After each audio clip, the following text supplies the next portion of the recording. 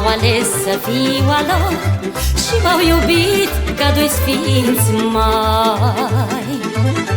M-au crescut cu bucurie și mi-au dat tot ce-au avut, mai.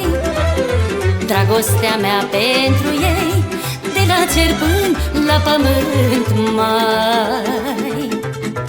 Am fost binecuvântată cu doi îngeri de părinți o fost, cu o mamă și un tată bun ca pâinea și cu minți mari. Am fost binecuvântată cu doi îngeri de părinți o fost, cu o mamă și un tată bun ca pâinea și cu minți mari.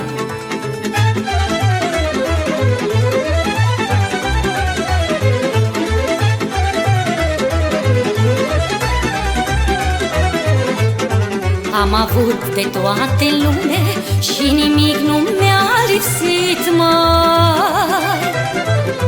Doi părinți ce mi-au dat nume și din suflet m-au iubit, mai.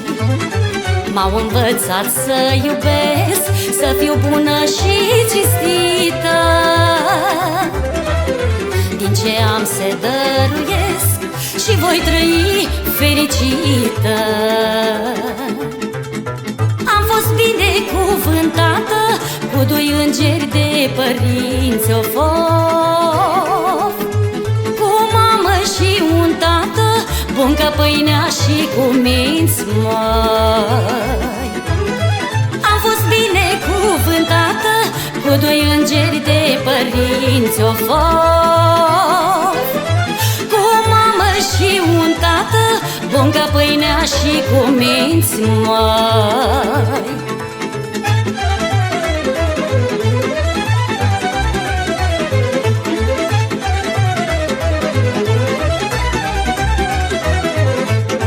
Ridic mereu rugăciune pentru părinții mei buni, mai.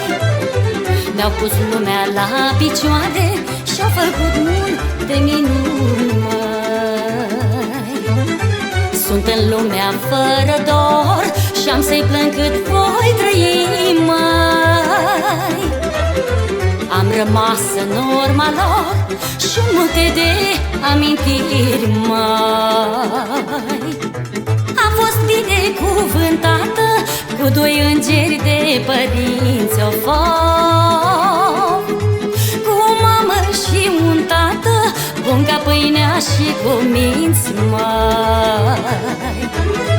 Am fost binecuvântată cu doi îngeri de părinți o fost, cu o mamă și un tată bun ca pâinea și cu minți mari.